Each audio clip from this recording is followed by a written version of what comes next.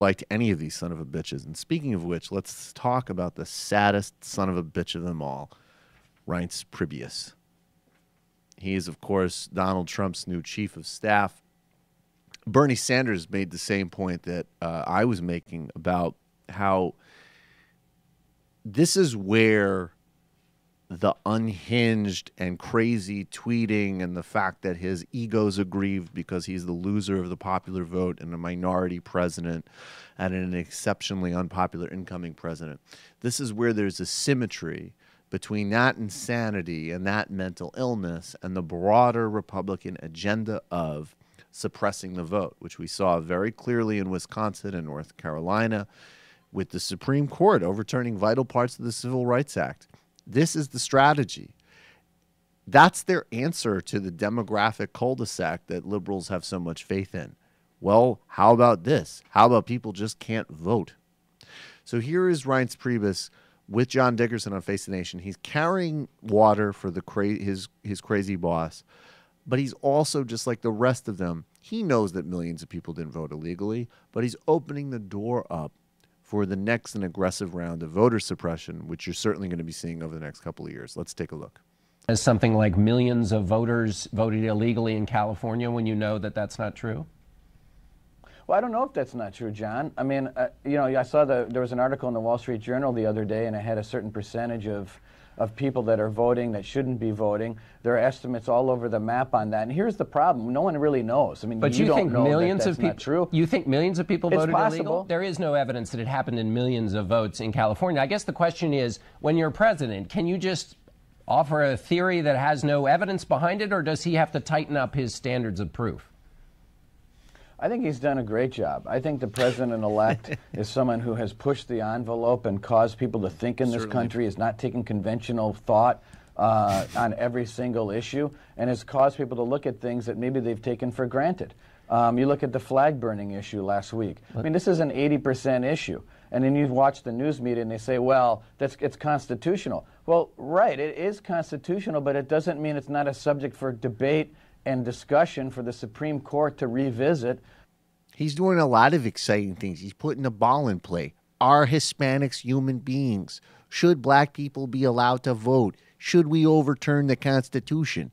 And there have been a lot of people out there who are frankly incredibly stupid, conspiracy prone, and don't like black fellas that much, that have been waiting to hear their voices be expressed. And he's doing a great job at doing it. That impression would be much funnier if it wasn't accurate.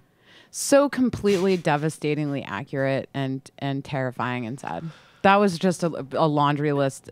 That right there was a laundry list. It is pretty incredible just how utterly mendacious the Republicans, just the entire party, is just decided to be. Like, I mean, obviously they have been, but now they have sort of dived into it, you know? Well, as I've said, I was making the point. You're right. I'm not to cut you off, but it was like there was a period, even under Bush, where it was like this incredible process of manipulating and distorting and yes, lying, but it was like lying within, like, again, it's like I say now, if Iraq happened under Trump, they would just be like, there are WMDs there. What are you talking about? How do you know there aren't WMDs there? It wouldn't be like we manipulated, we distorted intelligence, we got the CIA, we did and then we got there. And I think what they thought was they would get there and there would be some like tremendously modest trace levels which they could blow up into something that was important instead of just absolutely nothing. These guys would just say like, or you know what? They're buried in the Syrian desert. I mean, everyone knows that.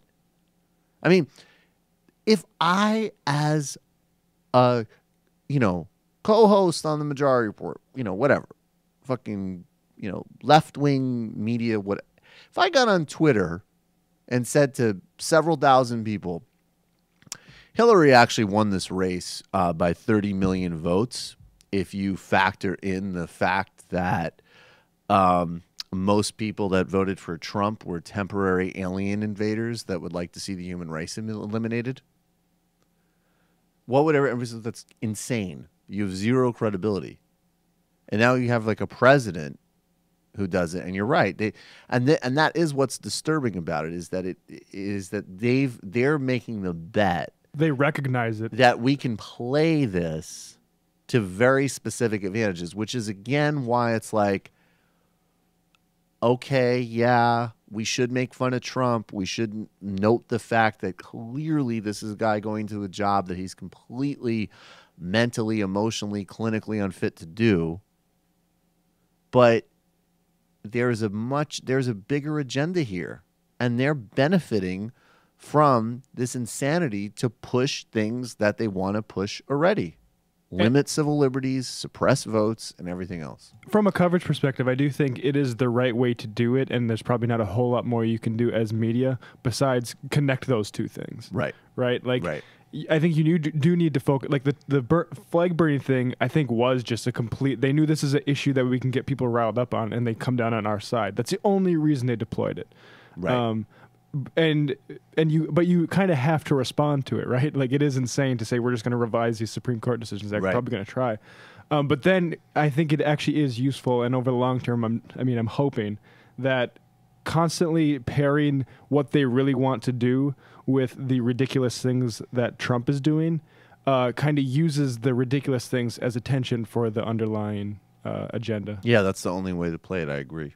I think you're right. I mean, and I also think that. It's just incredible to watch. But and the sort of the near enemy of that is the focus on normalizing the rest of them. Like, is it going to be that we recognize that Paul Ryan is happy to have this guy be president if he'll sign the agenda of decimating and destroying over 90% of this population, of making this country poorer for most people, making this country sicker, making this country dumber, making this country unequipped to compete in the 21st century, even if you want to use that sort of Aspen language, starving public investment, hurting poor people, all the rest of it. Are we going to say he is so fixated on that extremist agenda that he's okay having this person who's clearly unable to do this job be president? Or is it going to be like, hey, when Donald Trump was in Iowa and he called a kid a retard in a wheelchair because he annoyed him, Paul Ryan came out and said that was inappropriate. So let's run like 50 stories on what a great guy Paul Ryan is.